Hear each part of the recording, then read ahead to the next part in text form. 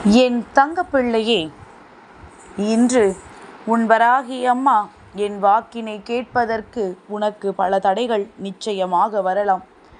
ஏனென்றால் பல தீய சக்திகள் உன்னை சுற்றி சுற்றி வந்து கொண்டு இந்த வராகி என்னிடம் உன்னை நெருங்க விடாமல் தடுத்து கொண்டிருக்கின்றது. எங்கே நீ என்னிடத்தில் வந்து விட்டால் உன்னுடைய வாழ்க்கையில் அவர்கள் எல்லாம் வெளியில் செல்ல வேண்டி வந்து விடுமோ, எங்கே நீ என்னை உன் இல்லத்திற்குள் வரவழைத்து விட்டால் தீய சக்திகள் எல்லாம் அங்கே ஆட்டத்தை அடக்க வேண்டுமோ என்று பயந்து உனக்கு பல தடைகளை விதித்து கொண்டிருக்கின்றது. என் தங்கமே, நீ சில நேரங்களில் அம்மா, என் இல்லத்தில் குலதெய்வம் இருந்தது போல தெரியவில்லை, என் இல்லத்தில் தெய்வத்தின் நடமாட்டம் இருந்தது போல தெரியவில்லை என்று சந்தேகிக்கின்றாயல்லவா? அந்த நேரத்தில் முதலில் நீ புரிந்து கொள்ள வேண்டிய விஷயம், உன்னுடைய இல்லத்தில் ஏதோ ஒரு எதிர்மறையான ஆற்றல் இருந்து கொண்டிருக்கின்றது என்பதனைத்தான். அந்த எதிர்மறையான ஆற்றல் உன் இல்லத்தை விட்டு எப்பொழுது வெளியேறுகின்றதோ அடுத்த நொடி உன் வாழ்க்கையில் பல நல்ல விஷயங்கள் நடக்க தொடங்கிவிடும். அம்மா, அது எப்படி என் வாழ்க்கையில் நடக்கும் என்று நீ நினைக்கின்றாயல்லவா? தீய சக்திகள் அல்லவா என் இல்லத்தை சுற்றி சுற்றி வருகின்றது. அப்படியானால் எப்பொழுதுதான் என் வாழ்க்கையில் வெளிச்சம் பிறக்கும், எப்பொழுதுதான் என் வாழ்க்கையில் தெய்வ சக்தி உள்ளே வரும் என்று என் குழந்தை நீ நினைக்க தொடங்கி இருக்கின்றாய். என் தங்கமே, நான் சொல்கின்ற விஷயங்களை நீ முழுமையாக கேட்டு உன் வாழ்க்கையில் அடுத்தது என்ன செய்ய வேண்டும் என்பதனை நீ சிந்தித்து பார்க்க வேண்டும். சுற்றி நடக்கின்ற விஷயங்களை பற்றி உணராமல் நீ உண்டு உன் வேலை உண்டு என்று இருக்கின்றாய். அப்படித்தான் இருக்க வேண்டும் என்றாலும் சில நேரங்களில் சுற்றி நடக்கின்ற தீயதை கூட உணராமல் இருக்கக்கூடாது. எதுவுமே தெரியாதது போல இருப்பதும் ஒரு வகையில் உனக்கு கஷ்டம்தான். என் தங்கமே, சூழ்ந்திருக்கின்ற விஷயங்கள் உன்னை எந்த அளவிற்கு காயப்படுத்துகிறது என்பதனை நீ ஒரு நிமிடம் நன்றாக உற்று பார்க்க வேண்டும். தெய்வத்தின் நடமாட்டமே இல்லாத இல்லத்திலா இருந்து கொண்டிருக்கிறாய் என்பதை ஒரு நிமிடம் நீ யோசிக்க வேண்டுமல்லவா?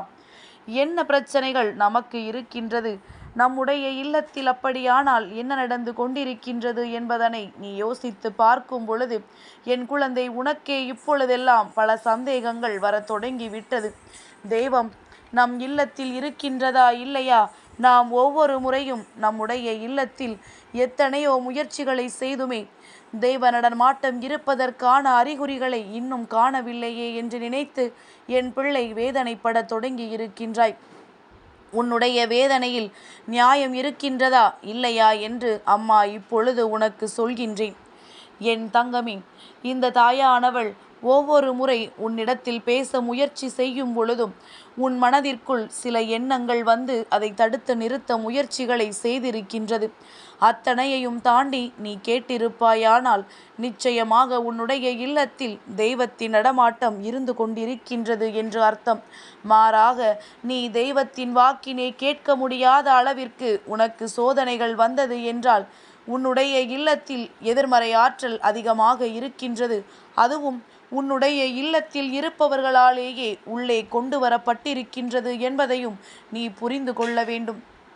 என் குழந்தையே, அதாவது ஒரு எதிர்மறை ஆற்றலை உள்ளே கொண்டு வர வேண்டியது மற்றவர்களாகத்தான் இருக்க வேண்டும் என்பதை விட உன்னுடைய குடும்பத்தில் உள்ளவர்களே என்று சொன்னால் உனக்கு சற்று மனக்கசப்பு வரத்தான் செய்யும்.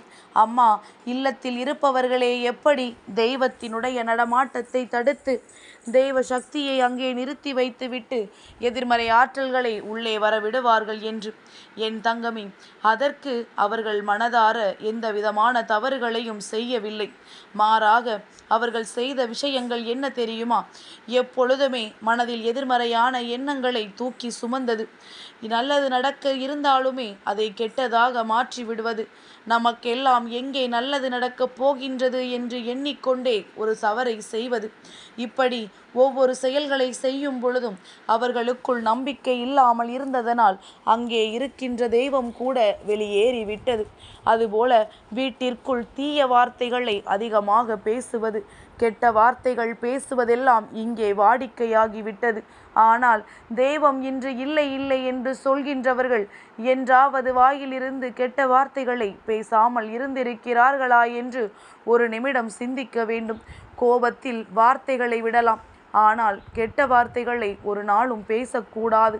இந்த வார்த்தைகளை எல்லாம் இவர்கள் கண்டுபிடித்ததோடு மட்டுமல்லாமல் ஒருவரின் மனதை காயப்படுத்துவதற்கும் வேதனைப்படுத்துவதற்கும் மிகவும் சாதாரணமாக பேசி தீர்த்து விடுகின்றார்கள். இதனால் எதிரில் நிற்பவர்களின் மனது என்ன காயப்படும் என்பது கூட சிந்திப்பது கிடையாது. எந்த ஒரு இல்லத்தில் இது போன்ற வார்த்தைகள் அதிகமாக நடமாடுகின்றதோ, அடுத்தவர்களின் உடல் அங்கங்களை வைத்து வார்த்தைகளை கெட்டதாக யார் பேசுகின்றார்களோ அவர்கள் இல்லத்தில் நிச்சயமாக தெய்வம் ஒரு நாளும் தங்கி இருக்காது. அது சாத்தான் குடியிருக்கக்கூடிய இல்லமாக மாறிவிடும் என்பதனை யாரும் மறந்துவிடக்கூடாது. அம்மா சொல்லும் பொழுது நீ என்ன நினைப்பாய் என்று நிச்சயமாக எனக்கு அதை பற்றி எந்த கவலையும் கிடையாது. உண்மை என்னவோ அதை மட்டும்தான் உன் அம்மா நான் உனக்கு என்றைக்குமே எடுத்து சொல்லி கொண்டே இருப்பேன். நல்ல சக்தியை வரவழைக்க வேண்டிய இடத்தில் தீய சக்தியை வரவழைத்து விட்டு அதன் பின்னால் ஒன்றும் நடக்கவில்லை என்று சொல்வது நிச்சயமாக தவறல்லவா? அதுபோல தெய்வங்களுக்கு பூஜைகளை செய்து கொண்டிருக்கும் பொழுது வீட்டில் சண்டையிடுவதும் நிச்சயமாக மிக அதிகமான பாதிப்பை உன் குடும்பத்தில் ஏற்படுத்தும். என் பிள்ளை, நீ நினைக்கலாம், அம்மா நான் நிம்மதியாகத்தான் தெய்வத்தை வணங்க வருகின்றேன், ஆனால் வீட்டில் இருக்கின்றவர்கள் ஏதேனும் ஒரு செயலை செய்து இப்படி காயப்படுத்தியும் கஷ்டப்படுத்தியும் விடுகின்றார்கள்.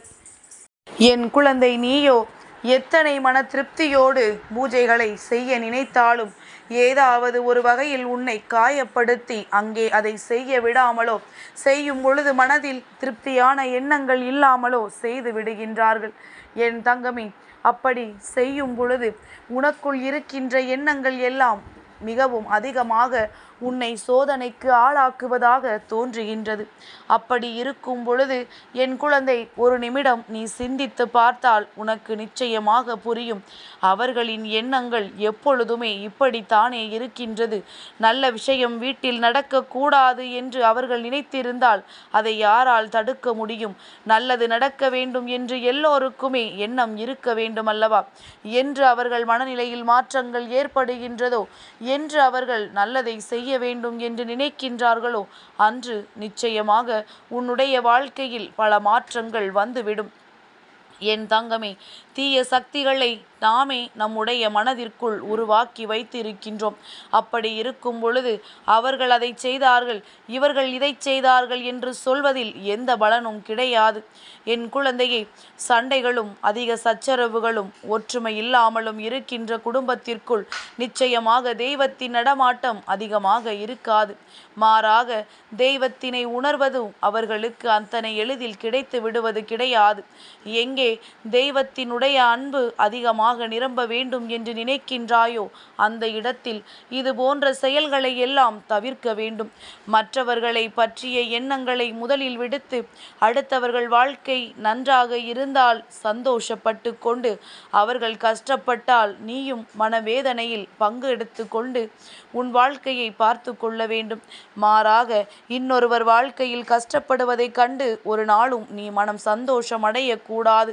அந்த சந்தோஷம் உன் வாழ்க்கையை பாதிக்கும் என்பதை முதலில் மறந்து விடாதே.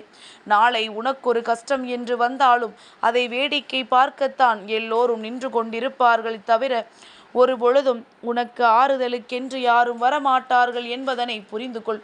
தீய சக்தி என்னை தடுத்து நிறுத்த முடியாது. ஆனால் அந்த தீய சக்தி உன்னுடைய மனதிற்குள் இருக்கும் பொழுது அம்மா எதுவும் செய்ய முடியாது என்பதனை புரிந்து கொள். தெய்வம் தன்னை அரவணைக்க வேண்டும் என்ற எண்ணம் மட்டும் இருந்தால் போதாது. அந்த தெய்வத்தை நிலைநிறுத்துவதற்கான எல்லா முயற்சிகளையும் செய்ய வேண்டும். பெரிதாக ஒன்றும் உன்னை செய்ய சொல்லவில்லை. என் குழந்தையே, குறைந்தபட்சம் தீய வார்த்தைகளையாவது வீட்டில் உபயோகிக்காமல் இருக்க வேண்டும். தெய்வம் இருக்கின்ற இடம் எத்தனை மரியாதை தன்மையோடு இருக்க வேண்டும். இல்லம் முழுவதும் பூஜைக்குரிய பொருட்களை எல்லாம் வாங்கி வைத்து வீடு முழுவதும் தீப தூப ஆராதனைகளை காட்டிவிட்டு வாயிலிருந்து ஒரு கெட்ட வார்த்தையை உதிர்த்தால் இவை எல்லாம் செய்து என்ன பலன் கிடைக்கும் என்பதனை ஒரு முறை சிந்தித்துப்பார். எல்லாமே உனக்கு சாதகமாக எப்பொழுதும் இருக்கும் என்று நினைக்காமல் கிடைக்கின்ற எல்லோற்றையும் உனக்கு சாதகமாக மாற்றிக்கொள்ள வேண்டும் என்ற எண்ணத்தோடு இரு. தெய்வத்தை வணங்குகின்ற பாக்கியமே இங்கு எல்லோருக்கும் கிடைப்பதில்லை. நல்லவர்களுக்கு மட்டுமே கிடைக்கின்ற இந்த வாய்ப்பினை என் பிள்ளை நீ தவற விட்டு விடாதே. என் தங்க பிள்ளைக்கு இந்த வராகி அம்மாவினுடைய ஆசீர்வாதங்கள் எப்பொழுதும் உண்டு.